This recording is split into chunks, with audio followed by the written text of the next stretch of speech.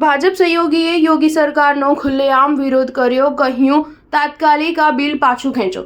ભાજપના સહયોગી અપના દળના અધ્યક્ષ અને કેન્દ્રીય મંત્રી અનુપ્રિયા પટેલે યુપી સરકારના નઝુલ જમીન સંબંધિત બિલ સામે બાયો ચડાવતા તેને તાત્કાલિક ધોરણે પાછું ખેંચી લેવાની માંગ કરી હતી। અનુપ્રિયા પટેલે તેમના ટ્વિટર હેન્ડલ પર કહ્યું કે યોગી સરકાર આ બિલ ઉતાવળે લાવી છે અને એટલા માટે જ તેને તાત્કાલિક પાછું ખેંચે। સાથે જ આ મામલે જે અધિકારીઓએ ગેરમાર્ગે દોર્યા છે તેમની સામે પણ કડક કાર્યવાહી કરવામાં આવે। યોગી સરકારમાં ભાજપના સહયોગી પક્ષના લીડર અનુપ્રિયા પટેલે કહ્યું કે નઝુલ જમીન સંબંધિત બિલ ચર્ચા વિચારણા માટે વિધાન પરિષદની સમિતિએ મોકલાયું છે। વ્યાપક ચર્ચા વિચારણા વગર જ લાવવામાં આવેલું આ નઝુલ જમીન સંબંધિત બિલ એકદમ બિનજરૂરી છે અને મારા મતે તો તે લોકોની ભાવનાથી વિરુદ્ધ છે। ઉલ્લેખનીય છે કે વિધાનસભામાંથી પસાર થયા બાદ ઉત્તર પ્રદેશ નઝુલ સંપત્તિ બિલ વિધાન પરિષદમાં અટવાઈ ગયું હતું અને સત્તા પક્ષના પ્રસ્તાવ બાદ તેને સમિતિ